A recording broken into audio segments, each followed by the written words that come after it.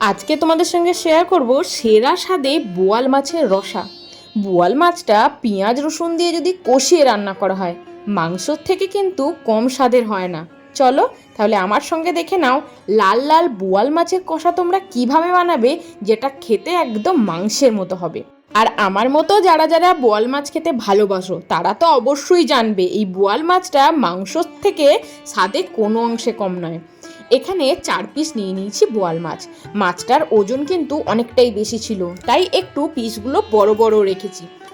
মাখিয়ে দিলাম নুন হলুদ আর দিয়ে দিলাম অল্প একটু সর্ষের তেল, কারণ বোয়াল মাছটা যেহেতু আঁশবিহীন মাছ কিন্তু ভাজতে গেলে একটু তেলে দিলেই ফাটে, তাই অল্প একটু সর্ষের তেল মাখিয়ে দিলে কিন্তু তেলে ফাটাটা আর হবে না। তারপর দেখো গ্যাসের উপর কড়াই বসিয়ে দিয়েছি, 2 চামচ সর্ষের তেল গরমও করে নিয়েছি। মাছগুলোকে লাল লাল করে ভেজে নেব। এই মাছগুলো ভাজার ক্ষেত্রে আমি কিন্তু একদমই কোনো রিস্ক নিই না, আমার প্রচণ্ড ভয় লাগে, তাই মাছগুলো তেলে দেওয়ার সঙ্গে সঙ্গে একটু ঢাকা দিয়ে দিয়েছিলাম। তারপর একটা পিঠ ভাজা হয়ে গেলে আর একটা পিঠ উল্টে দিচ্ছি। মাছটা ভাজার ক্ষেত্রে কোনো ভয় নেই, কারণ বোয়াল মাছটা তেলে যাওয়ার সঙ্গে সঙ্গেই শক্ত হয়ে যায়। এই মাছটা একদম মাংসের মতো শক্ত শক্ত আর কচকচে টাইপের হয়। ব্যাস, মাছ ভাজা তো হয়ে গেল। ওই তেলের মধ্যেই দিয়ে দিলাম পেঁয়াজ রসুন আর আদা বাটা। খুব ভালো করে এই পেঁয়াজ রসুন আদা বাটাটা কিন্তু নাড়াচাড়া করে কষিয়ে নিতে হবে, যেহেতু আদা পেঁয়াজের একটা কাঁচা গন্ধ থাকে। যতক্ষণ না পর্যন্ত গন্ধটা চলে যাচ্ছে কষাবো। তারপর দিয়ে দিলাম একটা মিডিয়াম সাইজের টমেটো বাটা। এই বোয়াল মাছের রসাটা বানানোর ক্ষেত্রে টমেটোটা তোমরা বেটেই ব্যবহার করবে, কুচিয়ে ব্যবহার করলে গ্রেভিটা কিন্তু অতটাও টেস্টি হবে না। টমেটো বাটাটা দিয়ে ভালো করে কষিয়ে নিতে হবে, যাতে টমেটোর কাঁচা গন্ধটা না থাকে।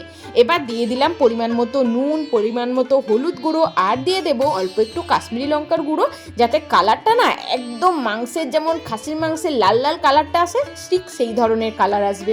টমেটোটা বেটে দিলে কালার এমনিতেও ভালো আসবে। একদম এটাকে ভালো করে কষিয়ে নিতে হবে। এবার দিয়ে দেবো 3-4টে চেরা কাঁচা লঙ্কা। এই বোয়াল মাছের রসাটা একটু ঝালঝাল হলেই কিন্তু খেতে বেশ ভালো লাগে। কাঁচা লঙ্কাটা দেওয়ার পর গ্যাসের ফ্লেমটা একদম লোয়েতে করে মশলাটা লাল লাল করে কষিয়ে নিতে হবে, যেন মশলা থেকে চারিদিক থেকে তেল ছেড়ে যায়, তবেই কিন্তু একদম মাংসের মতো হবে। শেষে দেখো অল্প একটু দিয়ে দিলাম গরম মশলা গুঁড়ো। তোমরা একবারে গরম মশলা গুঁড়োটা শেষেও দিতে পারো, আমি এখানে জল দেবো, জল দেওয়ার আগে গরম মশলা গুঁড়োটা দিয়ে দিলাম। ভালো করে মিশিয়ে নিয়ে চলো এবার একটু ঢাকা দিয়ে রাখি, যাতে মশলাটা ভালোভাবে একদম কষিয়ে নিয়ে লাল লাল হয়ে যায়। দেখছো উপর থেকে একদম সুন্দরভাবে তেল ছেড়ে দিয়েছে। মশলাটা যত ভালো করে কষানো হবে এই মাছটা খেতে কিন্তু ততটাই ভালো হবে। 1/2 কাপ মতো দিয়ে দিলাম গরম জল। ব্যাস, গ্রেভিতে এবার ফোটার জন্য আমরা ওয়েট করব। যদি এখানে নুন লাগে টেস্ট করে নিয়ে নুনটা কিন্তু অবশ্যই দিয়ে দিও। গ্রেভিটা ফুটে উঠলে ভেজে রাখা মাছগুলো অ্যাড করে দেবো। গ্রেভিটা ফুটে উঠেছে, এবার ভেজে রাখা মাছগুলো অ্যাড করে দিচ্ছি। বোয়াল মাছটা যেহেতু একটু শক্ত হয়, তাই মাছটা গ্রেভির মধ্যে দেওয়ার পরও বেশ কিছুক্ষণ কিন্তু গ্রেভির সঙ্গে ফুটিয়ে নিতে হবে। মাছটা দিয়ে দিয়েছি, এবার গ্রেভির মধ্যে মাছটা কিছুক্ষণ ফুটতে থাক, তাহলে মাছের মধ্যে ঝাল মশলা সবই ঢুকে যাবে। ব্যাস, গ্রেভিটা ফুটে একদম লাল লাল যখন হয়ে যাবে, লাল চটচটে হয়ে যাবে, এই অবস্থায় মাছটাকে নামিয়ে নিতে হবে।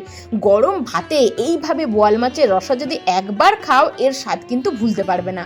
যারা বোয়াল মাছ পছন্দ করো, বাড়িতে নিয়ে এলে আমার মতো প্রসেসে একবার বোয়াল মাছের রসাটা বানিও। ভিডিওটা ভালো লাগলে অবশ্যই লাইক করবে, ফ্রেন্ডস ফ্যামিলির সঙ্গে শেয়ার করবে। যেসব বন্ধুরা আমার চ্যানেলে এখনও নতুন, প্লিজ বন্ধুরা চ্যানেলটা সাবস্ক্রাইব করে আমার পাশে থেকো।